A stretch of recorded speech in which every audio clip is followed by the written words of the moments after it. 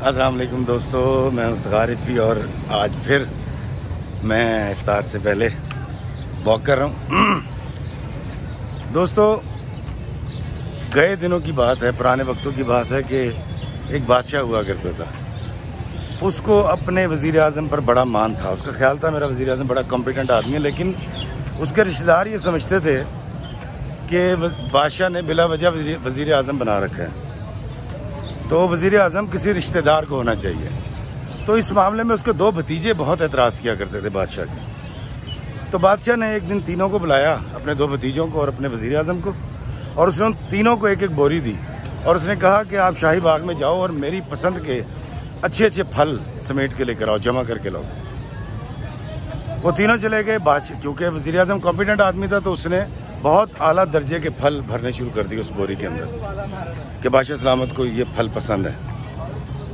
और एक भतीजा तो जो था वो आधा अच्छा आदमी था, तो उसने आधी बोरी के अंदर घास फूस और पत्थर भर लिए और उसके ऊपर उसने फल लगा लिए कि बादशाह खा के कितने देख लेगा, ऊपर ऊपर से कितने फल खा लेगा, उसको क्या पता लगना है। और जो तीसरा था वो कोई मेरी तरह का था, निकम्मा सा आदमी। उसने क्या किया, उसने सारी घास फूस भर ली और ऊपर सिर्फ दो तहें फलों की लगा दी।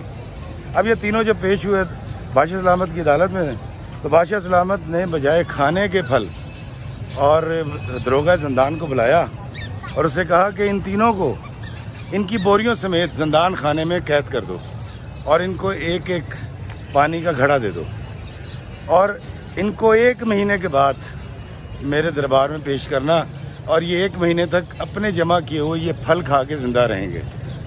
तो दोस्तों, नतीजा ये निकला कि जिसने सारे घास फूस भरे थे, बहुत बुरा आदमी था मेरी तरह का, और फल उसके पास कम थे, वो जो है वो 10-15 दिन के बाद मर गया। उसके बाद जो आधा अच्छा आदमी था, आधा बुरा था, वो 20-25 दिन के बाद मर गया। लेकिन जो वज़ीर आज़म था, कॉम्पिटेंट आदमी था, वो कमज़ोर ज़रूर हो चुका था लेकिन वो जिंदा था। तो दोस्तों, मुझे इस वाक़े को सुनने के बाद हमेशा ऐसा लगता है कि अल्लाह ताला ने हमें भी एक एक बोरी दे रखी है, जिसमें हमने दुनिया से अच्छे फल, नेमतें भरनी हैं, जिसमें हमने दुआएं भर के लेके जानी है, जिसमें हमने नेकियां भर के लेके जानी है, जिसमें हमने पॉजिटिविटी भर के लेके जानी है। और वही बोरी भरी हुई अमाल की रोज़े महशर मेरा फैसला करवाएगी कि मैंने जन्नत में जाना है या दोज़ख में, मैं अच्छा था या बुरा था। मेरे माहे मुबीन तेरा सत शुक्रिया, तूने मुझको इबादत का मौका दिया कि मैं रोज़े रखूं और नमाज़ें पढ़ूं, अपने रब को मनाने की काविश करूं। वक्त रुखसत है जा, वक्त रुखसत है माहे मुबीन, वक्त रुखसत है जा, अब लौट जा। अलविदा अलविदा अलविदा अलविदा। अल्लाह में आसानियत अता फरमाए और आसानियत तकसीम करने का शर्फ अता फरमाए। आमीन। अस्सलाम वालेकुम व रहमतुल्लाहि व बरकातहू।